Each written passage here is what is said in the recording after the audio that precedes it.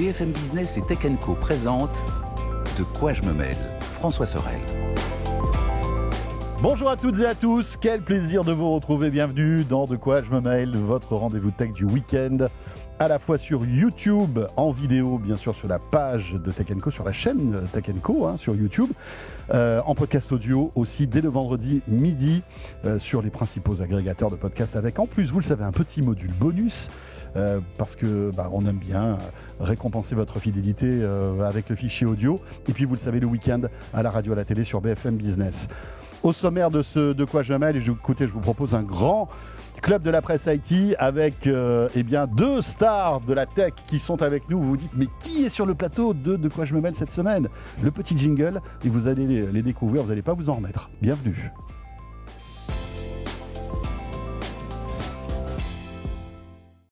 Déjà, petit indice, il y a deux Nicolas. Ouais. Oui, parce que comme je commence à vieillir, au moins, j'aurai pas de problème de mémorisation de prénoms. Plus sérieusement, Nicolas Guyot est avec nous cette semaine. Salut Nicolas. Salut François, super teasing. Hein. Ouais, ça va, t'as vu ? C'est mieux qu'un film sur Netflix. Hein. Ouais, c'est ça, exactement. Pas un, mais deux, Nico. On se prépare peut-être qu'un jour De quoi je me mêle sera sur Netflix. Ah bah oui. Puisque c'est vrai qu'ils commencent même à envoyer, à faire du live, des choses comme ça. On parle même de contenu de flux sur Netflix. Nicolas Guyot, qui est rédacteur en chef de Clubic. Et puis l'autre Nicolas, qu'on est très heureux d'avoir sur le plateau de quoi je me mêle, c'est Nicolas Lelouch. Salut François, salut Nicolas. Salut Nico. Première configuration à deux Nicolas dans De quoi je me mêle, pour moi je suis content. Super plaisir que de te retrouver Nicolas Lelouch, journaliste à Numérama bien sûr. Voilà, deux sites évidemment que je vous recommande chaudement si vous voulez suivre l'actualité tech. En plus vous êtes assez complémentaires, avec des angles éditoriaux qui sont assez différents. Pas mal d'actu, on va prendre notre temps pour ce week-end et on va commencer par Samsung. Peut-être l'avez-vous suivi, c'était mercredi dernier, Samsung a donc diffusé son impact de l'été avec donc les nouveaux smartphones pliants de Samsung. Et évidemment, c'est un petit événement parce que beaucoup d'utilisateurs les attendaient au tournant, ces téléphones, quand on voit surtout que la concurrence commence véritablement à faire des trucs très sympas. C'est ça, et ça fait surtout 2-3 ans que la concurrence elle commence à faire des choses très sympas, et 2-3 ans que Samsung nous sort quasiment les mêmes téléphones année après année, avec juste des évolutions dans les performances, dans l'appareil photo, etc. Là, on a enfin du nouveau. Je ne sais pas si Nicolas va être d'accord avec moi, mais personnellement, j'ai un peu l'impression que c'est la première vraie évolution depuis le Galaxy Fold 2, donc celui qui avait introduit le design au bord plat, celui qui avait rectifié les erreurs de lancement du premier Galaxy Fold. Là, on a des changements. Le premier sur le Z Fold 7, c'est la finesse. On est sur du 4,2 mm déplié. C'est tout simplement le téléphone Samsung le plus fin de l'histoire de Samsung, loin devant le S25 Edge, devant les anciens Z Fold. Okay. Et il faut quand même reconnaître quelque chose, les marques chinoises font plus fin. Elles sont légèrement en dessous chez Honor, chez Huawei, chez Oppo. Ça s'explique par une différence technologique qui est que Samsung, pour l'instant, se refuse toujours à utiliser les fameuses batteries en silicium carbone dont on parle depuis des mois, qui permettent d'affiner les produits avec plus de batterie qu'avec le lithium. En fait, c'est ça la limite physique aujourd'hui. C'est pas la technologie, c'est pas les processeurs, parce que finalement, c'est tous les mêmes. C'est tout petit de toute façon. C'est la technologie de batterie qui fait que sur les smartphones chinois, avec une autre technologie, arrive encore à affiner le boîtier. Et tout en proposant une autonomie largement supérieure. Parce que là, on parle par exemple du flagship là, qui est sorti hier. Rapproche-toi du micro, t'es un peu loin, Nico, du micro, ou alors tu le rapproches de toi. Ah, je le rapproche carrément un petit peu, de moi. Voilà. Nickel. Donc on parle d'une batterie de 4400 mAh, là où Honor, qui a présenté à la presse son nouveau Magic V5, est à 5820 mAh. C'est-à-dire qu'en fait, là, on est à plus entre 10 et 20% de puissance de batterie en plus. Est-ce qu'on sait pourquoi Samsung fait l'impasse sur cette technologie en ce moment ? Je pense, Samsung dit qu'ils étudient les technologies, mais que pour l'instant, le moment n'est pas venu d'aller là-dessus. Je pense que ça se résume en 3 mots, Galaxy Note 7. Il y a un précédent avec l'utilisation de batteries ultra fines qui avait provoqué une crise mondiale pour Samsung, qui finalement... Quand on repense à cette histoire, Samsung s'en sort bien, parce que quelques années après, le scandale est globalement oublié. Samsung est de nouveau premier constructeur dans beaucoup de marchés, mais ils ont failli y passer à ce moment-là. La confiance était vraiment au plus bas. Donc, je pense que Samsung ne sera jamais le premier à adopter une nouvelle technologie de batterie. Et le deuxième facteur, c'est que les Chinois qui ont longtemps été présentés comme les copieurs, aujourd'hui sont des vrais innovateurs et que les investissements qu'ils ont fait dans les batteries, que ce soit pour les voitures ou pour l'électronique, ils ont payé et aujourd'hui ils ont de l'avance. Et je vais encore plus loin, c'est en fait cette technologie de batterie aussi a un avantage, c'est comme elle a une meilleure diffusion thermique, on peut charger beaucoup plus vite. Ah oui. Et là où on est encore tanké avec le Fold 7 à des vitesses de charge rapides, lentes, entre guillemets, 25 watts, on est à 66 watts chez les Chinois. Tout en gardant une sécurité, parce que c'est vrai que, tu disais Samsung... chat échaudé, craint l'eau froide. Ouais. On se souvient quand même de leur mésaventure avec le moi, je pense Galaxy Note. Il n'y a pas que ça aussi. Je pense qu'on sous-estime le progrès des Chinois. Bien sûr. Voilà, on regarde même sur la d'accord. fabrication des puces. C'est quoi? C'est Qualcomm, le dernier là, qui est parti chez TSMC, parce que en fait, il commence à y avoir un petit peu de retard chez Samsung. Alors ça reste une boîte, c'est un leader mondial, mais attention, il y a des petits voyants qui commencent à s'allumer. Bien sûr. Et pas que chez eux, aussi chez Apple, on en a déjà parlé. Le Edge, le Galaxy S25 Edge, pareil, ils ont sorti un smartphone qui est fabuleux en termes de conception, en termes de design. Mais la batterie, avoir mis une batterie lithium-ion là-dedans. Il lui manque du silicium carbone. En silicium carbone, et c'est incroyable. Vous pouvez l'acheter les yeux fermés, quoi, après.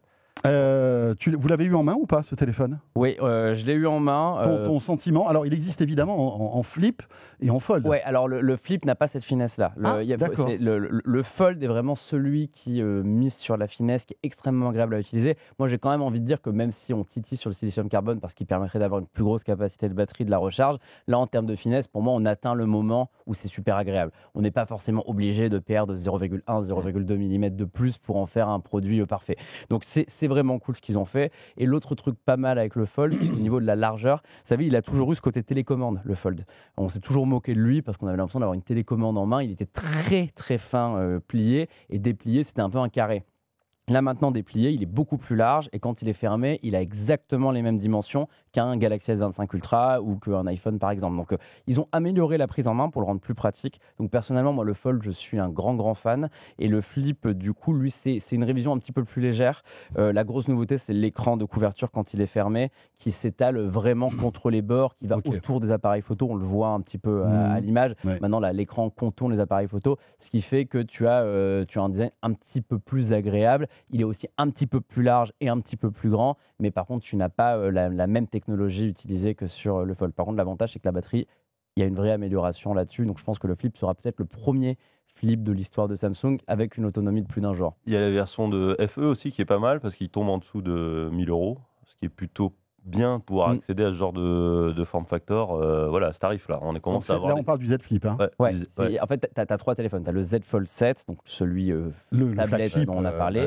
Le Z Flip 7, donc le nouveau clapet avec un écran bord à bord. Et comme le dit Nicolas, le Z Flip FE, qui est une version milieu de gamme, haut de gamme, qui récupère le design de celui de l'année dernière et qui coûte 999 €. Ok, donc on passe sous la barre des 1000 € avec du pliant, quoi. Donc c'est plutôt une bonne chose. Ça ne va pas se faire plaisir à Samsung, ce que je vais dire, mais est-ce que Apple, en voyant ce type de produit, se dit ça y est, c'est prêt et on peut sortir un Fold? De toute façon, la rumeur annonce... Parce qu'on est d'accord que, évidemment, il y aura beaucoup de composants qui seront dans le futur iPhone Fold, qui sont déjà dans le Samsung. Absolument. Donc on peut se projeter et se dire, bah voilà, est-ce que finalement, c'est pas la vitrine du prochain iPhone? C'est peut-être un aperçu du fameux iPhone Fold dont on entend parler depuis quelque temps. Les rumeurs sont assez claires là-dessus. A priori, si les plans ne changent pas, et on sait que les plans peuvent changer avec Apple pour de tout petits détails, l'année prochaine, on aura le premier iPhone pliant. Donc cet iPhone pliant a de grandes chances de ressembler à ce Galaxy Z Fold 7. Ça veut dire qu'on est prêt technologiquement? Oui, en tout cas, Apple serait sur le point de reconnaître que le marché est arrivé à maturité. Et quand on voit le Z Fold 7, je ne peux que partager cet avis. On a de la finesse, le pli au milieu de l'écran est beaucoup moins visible qu'autrefois, l'autonomie a l'air satisfaisante. Moi, ce qui me dérange, c'est vraiment cette absence de silicium carbone qui pourrait en fait faire des miracles et rendre le produit parfait. J'espère qu'Apple aura l'intelligence d'y aller avant Samsung. Je suis pas sûr. J'ai un peu peur qu'ils dépendent vraiment des mêmes chaînes de production et qu'on soit obligé d'attendre un peu. S'ils ont un coup à jouer, c'est copier Honor sur le. Alors voilà, parce qu'on vient de le recevoir à l'instant, les amis, pour tout vous dire. Merci Léa nous l'a apporté. C'est le Honor Magic V5. Magic V5, qui est le Fold de Nord. Et superbe. Voilà, et qui lui intègre la batterie silicium carbone. Donc en fait, il permet de faire les panneaux. Alors effectivement, il est un peu plus fort. Montre-le à l'antenne. Pour tous ceux qui sont avec nous en vidéo, essaie de montrer la tranche du téléphone. Il est d'une finesse incroyable. Incroyable. Il y a juste il y a le gros débord des objectifs, mais ça... Il y a le module optique qui est mastoc, ça fait partie de leur design en plus. Mais en fait, ça, je pense que les signaux sont ouverts chez Apple quand ils voient ça, quoi. Ouais, il faut qu'ils aillent sur le silicium carbone. La question, c'est vraiment si Apple dépend de Samsung pour les composants et que Samsung n'est pas prêt là-dessus, est-ce que Apple va aller faire un partenariat avec une entreprise chinoise pour se faire fournir des batteries ou non? Je pense que la première réponse, on l'aura en septembre avec l'iPhone 17R.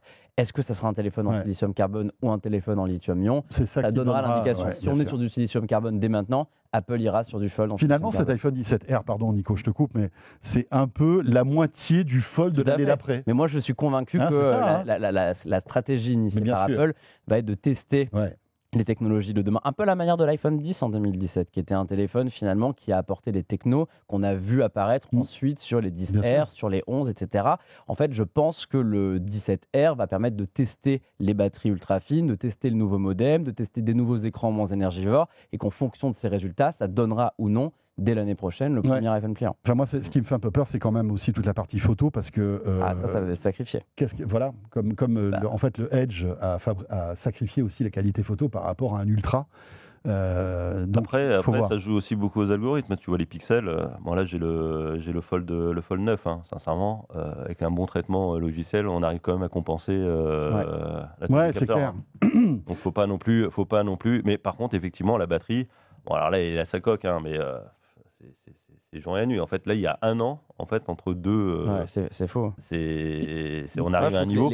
Et moi, j'adore Honor qui sort ce téléphone la veille de Samsung en disant regardez les gars, nous on sort notre pliant, comparez, amusez-vous, vous allez voir. Ça, c'est coutume de l'industrie de la nouvelle technologie. OpenAI annonce toujours un truc 2 jours avant la Google I.O. Si tu regardes comment ça fonctionne, ils aiment bien. Si tu veux, Samsung a toujours été le géant des télécoms qui était respecté par tous parce que c'était vraiment l'innovation technologique avant tout le monde. Oui.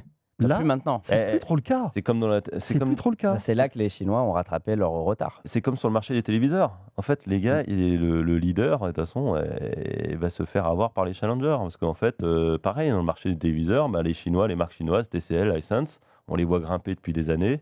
Au début, ils arrivent avec les mêmes technos que Samsung, et puis là, maintenant, ils commencent à innover. Ils mettent le paquet sur le mini LED. Demain, il y aura d'autres technologies. Il y a de l'OLED imprimé. Il y a plein de technos qui arrivent. En fait, on parle de boîtes qui mettent des milliards dans la recherche et le développement.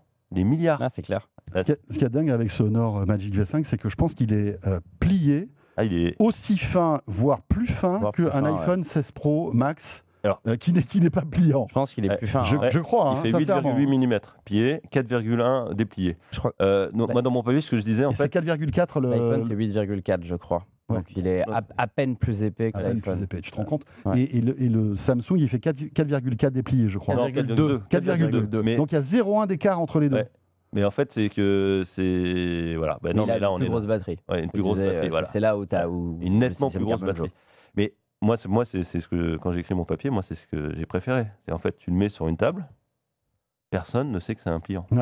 Personne. C'est vrai. Et c'est là, pour moi, c'est le déclic. Est-ce que c'est au détriment de la pliure? C'est ce que JD, qui réalise cette émission, aimerait savoir. Est-ce que, justement, quand tu le plies, le fait qu'il soit ultra fin comme ça marque vraiment la césure ou pas? Est-ce qu'il y a eu des progrès qui ont été faits là-dessus? Et est-ce qu'il est robuste? Parce que qui dit produit plus fin dit produit plus fragile aussi. Alors, ils ont travaillé sur la robustesse, effectivement, et ils arrivent. Dans le micro, Nico, s'il te plaît. Oui, ils ont travaillé sur la robustesse, et effectivement, maintenant, ils arrivent à des choses quand même assez. C'est hyper efficace. 23 000 mégapascales de résistance au niveau de la charnière. C'est IP58, IP59. Donc, autant te dire que ton téléphone, même s'il est pliant, tu l'utilises comme ton téléphone. Je ne sais pas si vous vous souvenez, mais les premiers Fold, c'était un problème. Hein. Enfin, tu voyais la pliure qui on la voit toujours, mais elle est réduite. Hein. Samsung parle d'une charnière 50% plus solide en étant beaucoup plus petite grâce à de l'aluminium renforcé. Donc moi, je trouve qu'en effet, c'est réduit. Mais c'est exactement ce que tu dis. Pour moi, là où on est sur un point de bascule cette année, c'est qu'en effet, si demain j'adoptais le Galaxy Z Fold 7 en smartphone principal, j'aurais pas l'impression d'avoir une brique dans ma poche. Non. Un smartphone normal, que je peux utiliser normalement plié. Quand j'ai pas envie de m'embêter à le déplier, et quand on me regardait les vidéos sur YouTube dans le métro, je le déplie et je regarde. Et ça, c'est cool. C'était la promesse initiale. En fait. Le format est compatible vidéo ou pas? Ou est-ce que c'est toujours avec ces grosses barres noires? C'est pas un format, c'est ni 16:9, ni 18:9, ni 21:9. Mais est-ce que c'est plus gros que, par exemple, quand tu te mets en mode paysage sur un iPhone 16 Pro Max? Tu vois ce que je veux dire? C'est ça la question. Alors, c'est à peu près la même taille, mais l'avantage, par exemple, tu es dans ton avion, et moi, on prend souvent l'avion dans nos métiers, c'est qu'en fait, tu peux te mettre en mode tente. Oui, ça, c'est cool. Et tu regardes ton film comme ça, et ça, c'est génial. Ça, c'est absolument fabuleux. Et pour répondre à la c'est question, un peu dommage d'avoir un pliant. Alors, par contre, déplié, tu auras toujours des bandes noires. Après, plié, maintenant, c'est le même format que ton iPhone, donc tu auras le même. C'est là où il y a une différence. Et déplié, ce qui est fabuleux, c'est pour travailler, découvrir un document. Pour jouer aussi. C'est cool. Voilà, pour jouer. Même prendre des photos. Moi, c'est le truc qui m'amuse à chaque fois que je teste un téléphone pliant. C'est que, en fait, je m'amuse à prendre des photos avec le grand écran. J'avais écrit il y a quelques années que je présentais mes excuses aux personnes âgées que je moque avec leur iPad dans les musées. Parce que finalement, je comprends le concept. Un grand écran, c'est très agréable. Bon. Alors, ce qui est assez génial, c'est que ma fille qui va sur ses 18 ans, elle, quand elle m'a vu arriver la première fois avec un pliant, elle m'a dit non, mais c'est quoi ce truc de vieux, quoi? En fait, ils sont pas dans le mindset. Le jour où Apple, et c'est là leur grande force. C'est là on commence à voir des trucs qui fonctionnent. Donc là, il y a les voyants qui s'allument. Hein. On est comme au moment juste avant le lancement de l'iPhone. Hein. On sait faire du tactile, on sait faire des téléphones assez compacts.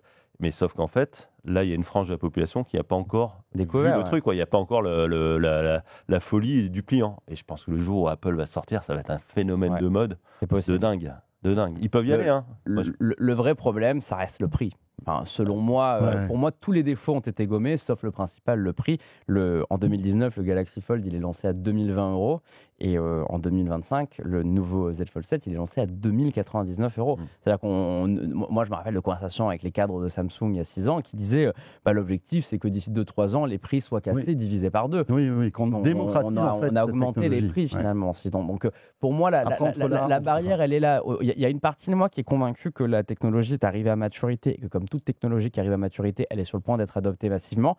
Mais il y a une autre qui ne peut s'empêcher de penser que quand on voit les volumes de vente sur le ultra haut de gamme, à part Apple, pas grand monde vend des téléphones au-dessus des 1 000 €, ça reste des produits de niche et le produit a beau avoir gommé les défauts, si les gens ne l'achètent pas, il restera un produit de niche. Donc je suis curieux de voir, c'est vrai qu'Apple peut avoir cet effet boost parce que si Apple réussit à vendre des iPhones à 2 000 € s'ils se plient, peut-être que ça va vraiment complètement dynamiter le marché, les Chinois, Samsung. Et puis on va arriver sur un autre momentum où globalement il n'y aura plus beaucoup d'innovation à faire sur les pliants parce que là, on sera arrivé physiquement. Tu vois, c'est compliqué de faire moins de 4,1 mm d'épaisseur pour un. Et donc après, ça va jouer sur quoi? Comment on optimise tout ça? Comment on réussit à faire un téléphone moins cher pour aller taper le copain qui est en face un peu plus cher, quoi.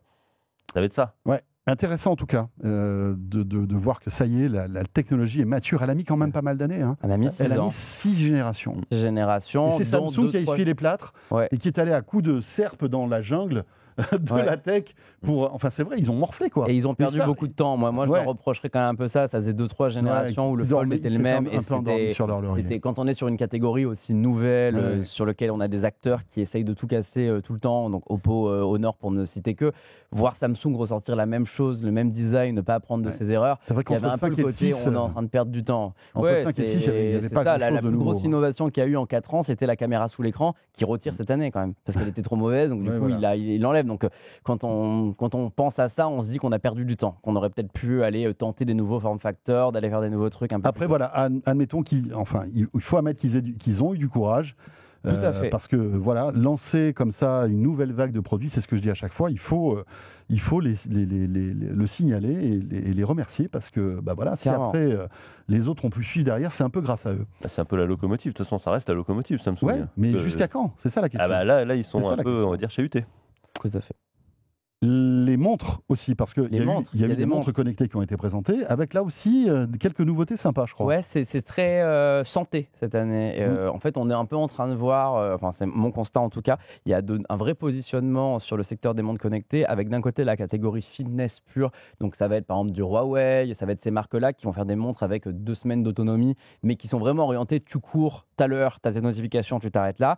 Et Samsung et Apple qui sont un peu dans une catégorie à part, qui eux font des montres ultra haut de gamme avec un focus santé, avec des capteurs que tu ne trouves pas ailleurs, avec plein d'innovations là-dessus. Et c'est le cas des Galaxy Watch 8. Donc, tu as 2 Galaxy Watch 8. La Galaxy Watch 8 normale, avec un design assez marrant, moitié rond, moitié carré. En fait, c'est assez bizarre. Il y a un mélange sur le cadran. Okay. Et tu as la Galaxy Watch 8 classique, donc, qui est celle qui reprend le fameux cadran rotatif et qui ressemble à une montre normale. Donc là aussi, Samsung se distingue de ses concurrents parce qu'eux jouent vraiment avec le côté horlogerie classique. Les nouveautés que j'ai bien aimées au niveau de la santé, ça va être par exemple un assistant sommeil qui utilise l'IA. Donc en fait, au lieu de juste se baser sur ton heure de réveil pour te dire à quelle heure te coucher, il va regarder à quelle heure tu te couches habituellement, remarquer des similitudes entre tes semaines où tu as beaucoup fait de sport, où tu as beaucoup marché et le fait que tu n'as pas bien dormi, et te dire voilà, par rapport à tout ça, on pense que ça serait bien que vous vous couchiez 1 heure plus tôt aujourd'hui. Et il va vraiment aller te conseiller sur ces habitudes-là.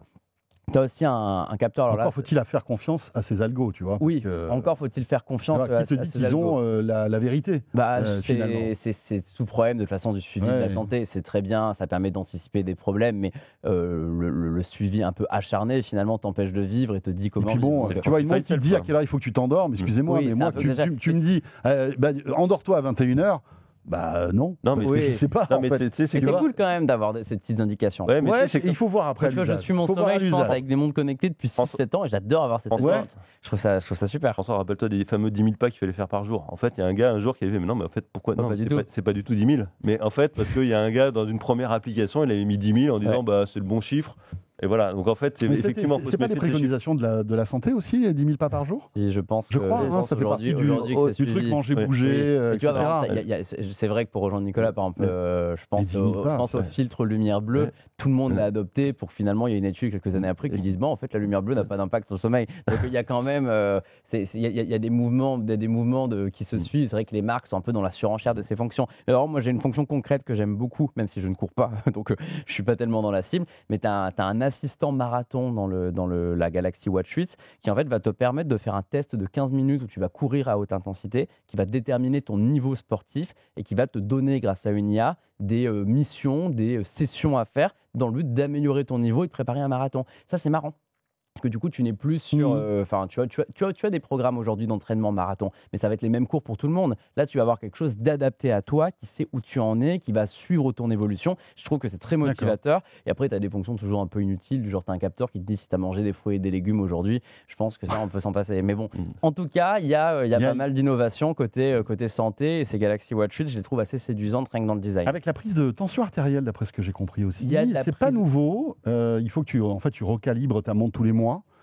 Avec un vrai tensiomètre. Un vrai tensiomètre. Mais à partir du moment où tu recalibres ta montre, tous les jours, en fait, tu as ta pression artérielle, ce qui est quand même une information importante qu'Apple n'arrive pas encore à maîtriser.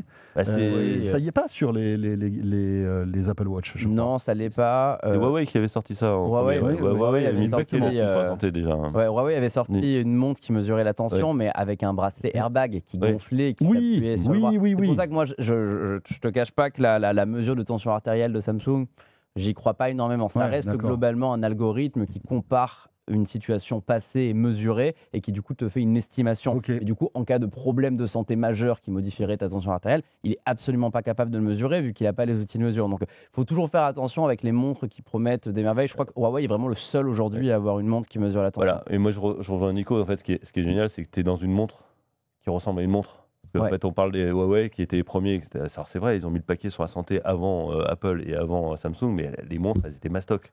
Là, la montre, elle est, tu as envie de la porter, tu as envie de la mettre à ton poignet, quoi. C'est quand même, le côté sympa. C'est une montre ostentatoire, une montre. Hein. C'est un truc qu'on a envie de partager, au-delà des données, etc. Il faut qu'elle ait un petit look sympa, quoi.